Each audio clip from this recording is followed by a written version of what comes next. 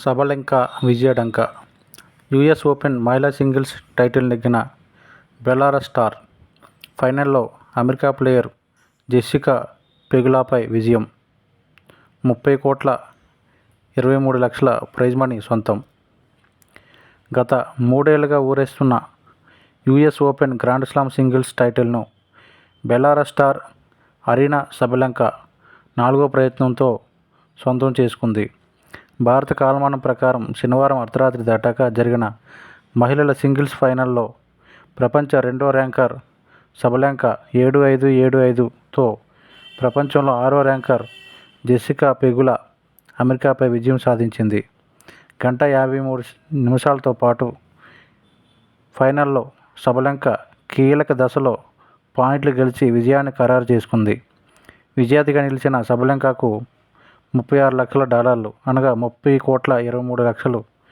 అలాగే రన్నరప్గా నిలిచిన జెస్సికా పెగులాకు $18 లక్షల అనగా 15,11,00,000 ప్రైజ్ మనీగా లభించాయి. ఈ టోర్నీలో గత ఏడాది రన్నరప్గా నిలిచిన సబలెంకా 2021-2022లో సెమీఫైనల్లో నిష్క్రమించింది.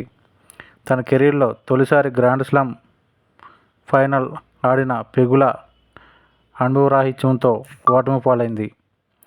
తొలి సెట్ కోల్పోయినప్పటికీ రెండో సెట్లో కోలుకున్న పెగులా 5-3తో ఆధిక్యంలోకి వెళ్ళింది.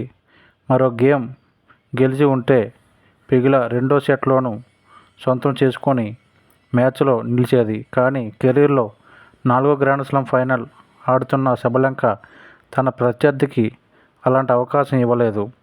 ఒక్కసారిగా విజృంభించిన ఈ బెలారస్ స్టార్ వరుసగా 4వ గేమ్ గెలుచుకొని 7-5తో సెట్తో పాటు మ్యాచ్ను కైవసం చేసుకుంది.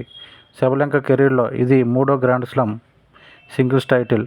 2023-2024 ఆస్ట్రేలియా ఓపెన్ ఛాంపియన్గా నిలిచిన సబలెంకా తొలిసారి యూఎస్ ఓపెన్ టైటిల్ను దక్కించుకుంది. 2019లో తన తండ్రి చనిపోయినాక తన ఇంటి పేరును టెన్నిస్ చరిత్రలో భాగంగా చేయాలన్న లక్ష్యంతో ముందుకు సాగింది.